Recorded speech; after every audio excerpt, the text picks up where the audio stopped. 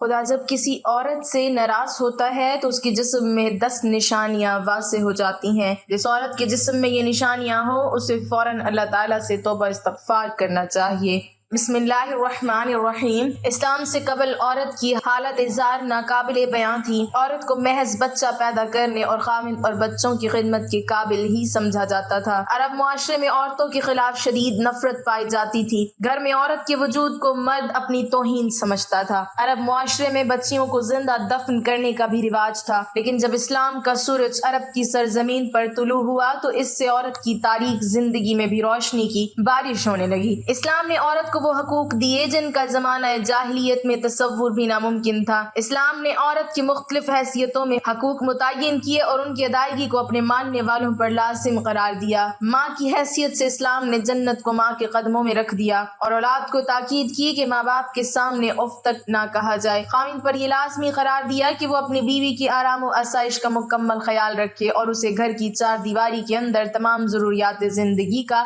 سامان مہیا کرے۔ اس کے علاوہ اسلام نے بہن، بیٹی، خالہ، دادی، نانی کی حیثیت سے بھی عورت کو حقوق سے نوازا۔ اسلام نے عورت کو حق وراثت عطا فرمایا تاکہ عورت معاشی ضروریات کی تکمیل کے لیے کسی کی دست نگر نہ ہو۔ اسماعیل بن مسلم نے حضرت امام جعفر صادق علیہ السلام انہوں نے اپنے پدر بزرگوار علیہ السلام سے انہوں نے اپنے آبائے کرام علیہ السلام سے روایت کی کہ رسول اللہ صلی اللہ علیہ وسلم نے ارشاد فرمایا کہ میری امت میں سب سے افضل وہ عورت ہے جس کا چہرہ سب سے پیارا اور خوبصورت اور اس کا مہر سب سے کم ہوگا۔ اسلام نے عورت کو اعلیٰ مقام دیا ہے۔ اسلام کی نظر میں انسانی لحاظ سے مرد اور عورت دونوں برابر ہیں، لہٰذا مرد کے لیے اس کی مردانگی قابل فخر نہیں ہے اور نہ عورت کے لیے اس کی نسوانیت باعث شرم کی بات ہے۔ ہر فرد کی زندگی میں عورت کسی نہ کسی صورت میں ایک مؤثر کردار ادا کرتی ہے۔ ایک متوازن اور ترقی یافتہ معاشرے کی بنیاد رکھنے میں عورت کی بہت بڑی اہمیت ہے۔ قرآن مجید اور سنت رسول میں عورت کے مقام کے بارے میں کئی ایک آیات موجود ہیں۔ عورت خواہ ماں، بہن، بیوی یا بیٹی ہو، اسلام نے ان میں سے ہر ایک کے حقوق و فرائض کو تفصیل کے ساتھ بیان کیا ہے۔ کسی بھی انسان کے لیے ماں ہی زندگی کا مصدر ہوتی ہے، وہی دنیا میں اس کی آمد اور بقا کا سبب بھی، اسی لیے اس کا شکر ادا کرنا، اس کے ساتھ نیکی سے پیش آنا اور خدمت کرنا عورت کے اہم ترین حقوق میں سے ہے۔ حسن سلوک اور اچھے اخلاص سے پیش آنے کے سلسلے میں ماں کا حق باپ سے زیادہ ہے، کیونکہ بچے کی پیدائش اور تربیت کے سلسلے میں ماں کو زیادہ تکالیف کا سامنا کرنا پڑتا ہے، اور اسلام نے ان تمام تکالیف کو سامنے رکھتے ہوئے ماں کو زیادہ حسن سلوک کا مستحق قرار دیا، جو اسلام کا عورت پر بہت بڑا احسان ہے۔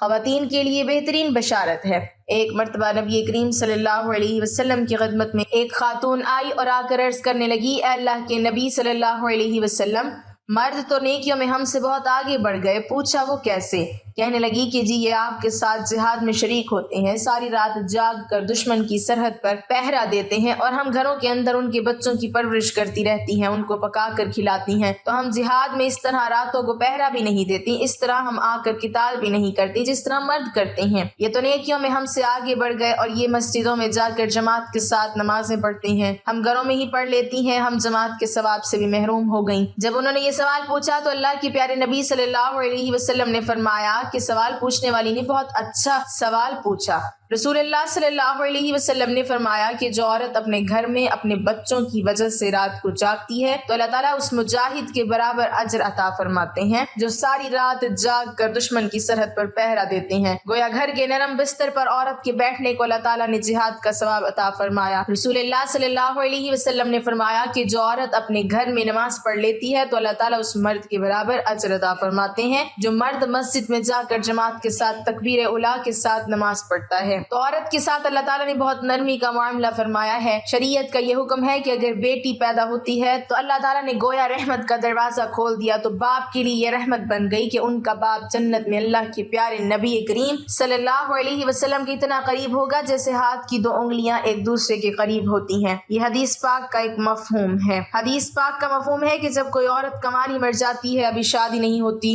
فوت ہو گئی، تو یہ جب قیامت کے دن کھڑی کی جائے گی تو اللہ تعالیٰ اس کو شہداء کی قطار میں کھڑا کریں گے اس لیے کہ یہ کنواری تھی، ماں باپ کے گھر میں رہی، اس نے اپنی عزت و عفت کی حفاظت کی، اب اس نے خاوند کا گھر نہیں دیکھا، وہ عیش و آرام نہیں دیکھے جو خاوند کے ساتھ مل کر انسان کو نصیب ہوتے ہیں۔ چونکہ یہ محروم رہی، اس وجہ سے اللہ تعالیٰ نے اس پر مہربانی کر دی کہ یہ اگر کنوارے پن میں فوت ہو جائے گی تو اس کو شہید آخرت کا درجہ دیا جائے گا۔ دنیا میں تو شہید نہیں کہیں گے، مگر قیامت کے دن اللہ تعالیٰ شہیدوں کی قطار میں اس کو کھڑا کر دیں گے۔ جب بچے کی شادی ہو جاتی ہے اور اب یہ اپنے خاوند کی فرما برداری کرتی ہے اور ساتھ ہی اللہ تعالیٰ کی عبادت بھی کرتی ہے، تو فقہا نے مسئلہ لکھا ہے کہ کنواری عورت ایک نماز پڑھے گی تو ایک نماز کا ثواب ملے گا، شادی شدہ ہونے کے بعد نماز پڑھے گی تو 21 نمازوں کا ثواب ملے گا، کیونکہ اب اس پر 2 خدمتیں ضروری ہو گئی ہیں، ایک خاوند کی خدمت اور دوسری اللہ تعالیٰ کی عبادت، تو 2 بوجھ پڑ گئے۔ جب خاوند کی خدمت کرتے ہوئے اللہ کی عبادت کرے گی تو اللہ تعالیٰ اس کے اجر و ثواب کو بڑھا دیتے ہیں۔ نماز ایک پڑھی 21 نمازوں کا ثواب پا گئی۔ اللہ تعالیٰ نے یوں اس کے ساتھ نرمی اور مہربانی فرما دی۔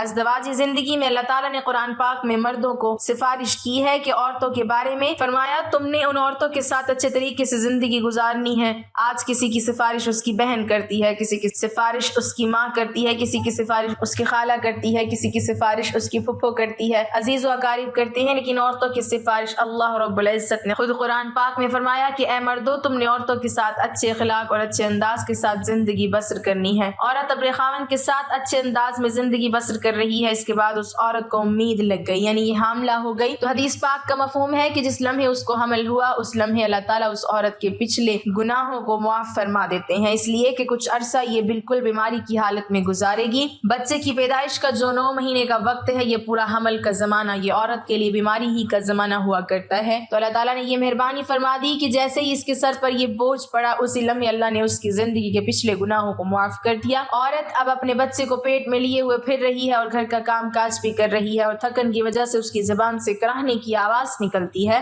تو حدیث میں آتا ہے کہ اس کی زبان سے تو ہوں ہوں کی آواز نکلے گی، لیکن اللہ پاک فرشتوں کو فرما دیتے ہیں کہ میری یہ بندی ایک بڑا بوجھ اپنے سر اٹھائے ہوئے ہے اور اس بوجھ سے وہ عہدہ برا ہو رہی ہے، اس لیے تکلیف سے اس کی زبان سے ہوں کی آواز نکل رہی ہے، اس کی بجائے سبحان اللہ، الحمدللہ، اللہ اکبر کہنے کا ثواب اس کے نامہ اعمال میں لکھا جائے۔ زبان سے تو ہوں نکلے گا مگر نامہ اعمال میں سبحان اللہ، الحمدللہ، اللہ اکبر کہنے کا اجر ملے گا۔ جب بچے کی پیدائش کا وقت قریب ہوا تو درد محسوس ہو رہی ہیں، وہ دردیں ایسی ہوتی ہیں کہ لگی پھر ٹھہر گئیں، پھر لگی پھر ٹھہر گئیں۔ حدیث پاک میں آتا ہے کہ ہر دفعہ عورت کو درد محسوس ہوتی ہے اللہ تعالیٰ اس کو ایک عربی نسل غلام آزاد کرنے کا ثواب اس کے نام اعمال میں لکھا جاتا ہے، جبکہ دوسری حدیث میں ہے کہ جس نے کسی ایک غلام کو آزاد کیا اللہ تعالیٰ اس کو جہنم سے بری فرما دیتے ہیں۔ اب دیکھیے کہ عورت کے ساتھ نرمی کا معاملہ کیا گیا کہ ہر درد اٹھنے پر ایک عربی نسل غلام آزاد کرنے کا ثواب لکھا گیا۔ اگر بچے کی پیدائش کے دوران یہ عورت فوت ہو گئی تو حدیث پاک میں آیا کہ یہ عورت شہید مری، قیامت کے دن اس کو شہیدوں کی قطار میں کھڑا کیا جائے گا۔ اگر بچہ صحیح پیدا ہو گیا تو زچہ بچہ خیریت سے ہے، تو اب حدیث پاک کا مفہوم ہے کہ اللہ تعالیٰ ایک فرشتے کو حکم دیتے ہیں جو اس عورت کو آ کر کہتا ہے کہ اے ماں اب تو فارغ ہو چکی، تجھے گناہوں سے پاک کر دیا گیا جیسے تو اس دن پاک تھی جب تو اپنی ماں کے پیٹ سے پیدا ہوئی تھی۔ دیکھا اگر اس نے اپنے بچے کی خاطر یہ تکلیف اٹھائی، وضع حمل کی، تو اللہ تعالیٰ نے اس کو کتنا بڑا اجر دیا کہ اس کے پچھلے گناہوں کو اس طرح دھو دیا کہ جس طرح وہ اپنے ماں کے پیٹ سے پیدا ہوئی تھی،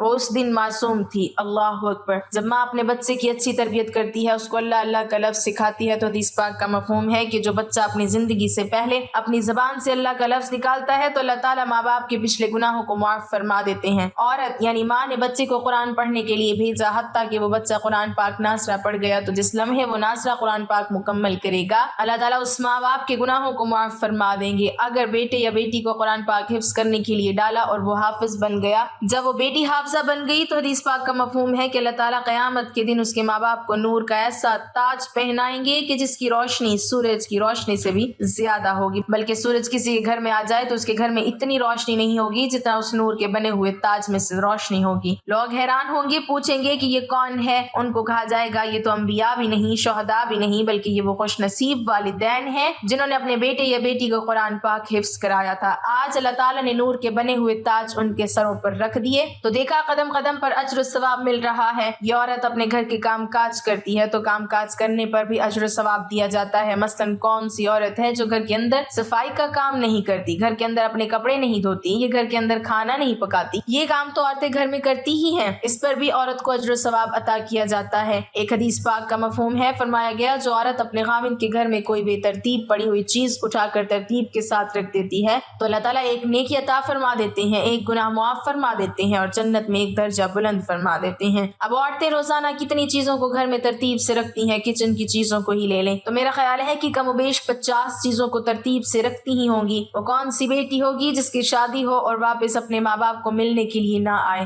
سبھی بیٹیاں آتی ہیں، سبھی بچیاں آتی ہیں، مگر نیت کیا ہوتی ہے؟ جی بس امی سے ملنے جا رہی ہوں۔ یہ نیت نہیں ہوتی کہ میرے اس عمل سے بھی اللہ تعالیٰ راضی ہوں گے۔ حدیث پاک میں آتا ہے جس کا مفہوم ہے کہ جس بچی کی شادی ہو جائے اور وہ اپنے ماں باپ کی زیارت کی نیت کر لے کہ میں اپنے ماں باپ سے ملنے جا رہی ہوں اور شوہر سے اجازت لے کر جائے اور دل میں یہ ہو کہ اس عمل سے اللہ راضی ہوں گے تو اللہ تعالیٰ ہر قدم پہ اس کو 100 نیکیاں عطا فرما دیتے ہیں، 100 گناہ معاف فرما دیتے ہیں اور جنت میں 100 درجے بلند کر دیتے ہیں۔ اب بتائیے ایک عورت، ایک بیٹی جو اپنے ماں باپ کی زیارت کے لیے اس نیت سے آ رہی ہے کہ اس عمل سے اللہ راضی ہوں گے، حدیث پاک کا مفہوم ہے کہ ہر قدم اٹھانے پر اسے 100 نیکیاں ملیں گی، 100 گناہ معاف ہوں گے اور جنت میں 100 درجے بلند کر دیے جائیں گے۔ حدیث پاک میں آتا ہے کہ اگر بیٹی ماں باپ کے گھر آئی اور ان کے چہرے پر اس نے عقیدت کی نظر ڈالی، محبت کی نظر ڈالی جو ماں باپ کو نصیب ہوتی ہے تو اللہ تعالیٰ ہر نظر ڈالنے پر اس کو ایک حج یا عمرہ کا ثواب عطا فرمائیں گے۔ صحابہ اکرام رضوان اللہ تعالیٰ علیہم اجمعین نے پوچھا اللہ کے نبی صلی اللہ علیہ وسلم، جو آدمی اپنے ماں باپ کو بار بار محبت اور عقیدت کی نظر سے دیکھے، اللہ کے نبی صلی اللہ علیہ وسلم نے فرمایا جتنی بار دیکھیں گے اتنی بار حج یا عمرہ کا ثواب عطا کیا جائے گا۔ یہ باتیں ہمیں معلوم نہیں ہوتی اس لیے کہ ہم ان کے اجر و ثواب سے محروم رہ جاتے ہیں۔ ناظرین، جب اللہ تعالیٰ کسی عورت سے ناراض ہوتا ہے تو پھر اس کے جسم میں کون کون سی 10 نشانیاں واضح ہو جاتی ہیں۔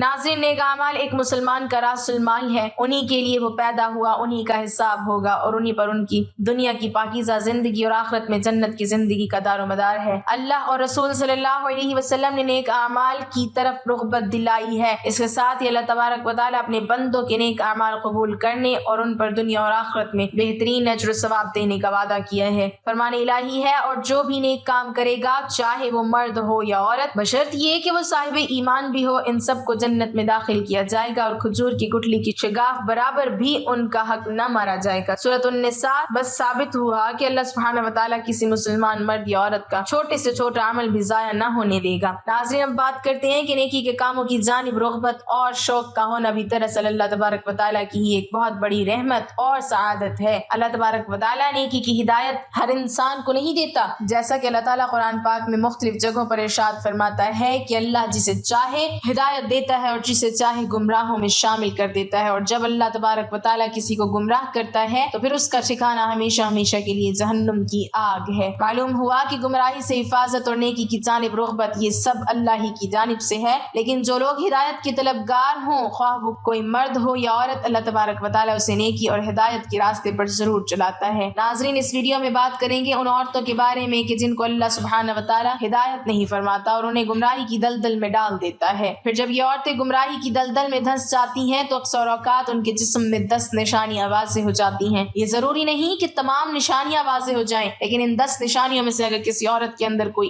ایک نشانی بھی ظاہر ہو جائے تو یہ بات سمجھ لیں کہ یہ عورت اللہ تعالیٰ کی ناراضگی کی موجب ہے اور اللہ اس عورت سے ناراض ہیں، اور اسی ناراضگی کے سبب اللہ تعالیٰ نے اس عورت کو ہدایت کے راستے پر چلنے کی توفیق عطا نہیں کی۔ لہٰذا جب بھی کسی عورت میں ان 10 میں سے کوئی ایک بھی نشانی دیکھیں تو اسے یہ بات ضرور سمجھائیں کہ تمہاری فلاں عادت اللہ کی ناراضگی کا سبب ہے، تاکہ وہ جس قدر جلد ممکن ہو سکے اللہ سے توبہ استغفار کر کے اپنی اس عادت سے چھٹکارا پا سکے۔ حضرت علی رضی اللہ تعالیٰ عنہ سے کسی نے پوچھا کہ یا علی بتائیے کہ کیسے پتہ چلے کہ اللہ تبارک و تعالیٰ کسی عورت سے ناراض ہے یا راضی ہے، یعنی کسی عورت کو یہ بات کیسے معلوم ہو سکتی ہے کہ اللہ اس کے ساتھ ناراض ہے، یا کسی عورت کے اندر ایسی کون سی نشانیاں ہو سکتی ہیں کہ جن سے اس بات کا پتہ چل سکے کہ اللہ اس عورت سے ناراض ہے؟ حضرت علی رضی اللہ تعالیٰ عنہ نے فرمایا، اے شخص، جب اللہ کسی عورت سے ناراض ہوتا ہے تو سب سے پہلے تو اس عورت سے اپنی عبادت کی توفیق اور عبادات میں لطف و سرور چھین لیتا ہے، پھر اس کے اندر 10 نشانیاں ایسی ظاہر ہوتی ہیں جو اللہ کی ناراضگی کا سبب بنتی ہیں۔ حضرت علی رضی اللہ تعالیٰ عنہ نے ارشاد فرمایا، اے شخص، جس عورت میں اس قسم کی نشانیاں ہوتی ہیں وہ اس دنیا کی سب سے بد نصیب اور بری عورت ہوتی ہیں، اور ایسی عورت کو ہی اللہ تعالیٰ ताला पसंद नहीं फरमाता। नाज़रीन, हजरत अली रज़ी अल्लाह ताला अन्हु ने फरमाया कि ऐसी औरत जो अपने बालों को खुला रखती हैं, यानी ऐसी औरत जो अपने बालों को ढक कर नहीं रखती और गैर मर्दों को दिखाती हैं, तो ऐसी औरत को अल्लाह ताला पसंद नहीं फरमाता। नंबर 2 कि ऐसी औरत जो अपने आप को सबसे ज्यादा अक्लमंद समझती है, यानी किसी बड़े और बुजुर्ग की बात को अहमियत नहीं देती बल्कि हमेशा वही कुछ करती है जो उसकी अपनी मर्जी हो। नंबर 3 ऐसी औरत जो ज्यादा बोलती है, या यूं कह लें कि जब बोलना शुरू करती है तो फिर दूसरों को बोलने का मौका नहीं देती, तो ऐसी औरत से भी अल्लाह ताला नफरत का इजहार फरमाता है और यकीनन उसकी ये आदत एक बुरी आदत है। नंबर 4 ऐसी औरत जो हर वक्त अपने कमरे में लेटी रहे और सोई रहे, और जो ज्यादा सोती है यानी जिस पर हर वक्त नींद का गलबा छाया रहे, ऐसी औरत भी अल्लाह को पसंद नहीं है। नंबर 5 ऐसी औरत जो चीख चीख कर बोलती है, यानी ऐसी औरत जो अपने शौहर से ऊंची आवाज में बोलती है, तो ऐसी औरत को भी अल्लाह ताला पसंद नहीं फरमाता है। नंबर 6 छठी निशानी काफी खतरनाक है और अल्लाह की नापसंदीदा औरतों की इस निशानी के सबब आज पूरा इस्लामी मुआशरा ज़िवाल और तंजली का शिकार हो चुका है। जहन्नुमी औरतों की इस निशानी के सबब लोगों के घर उजड़ जाते हैं और मुआशरे में खतरनाक बिगाड़ पैदा होता है। ऐसी औरतें न सिर्फ खुद जहन्नुम का ईंधन बनती हैं बल्कि अपने साथ साथ मुआशरे के बहुत से लोगों को भी जहन्नुम की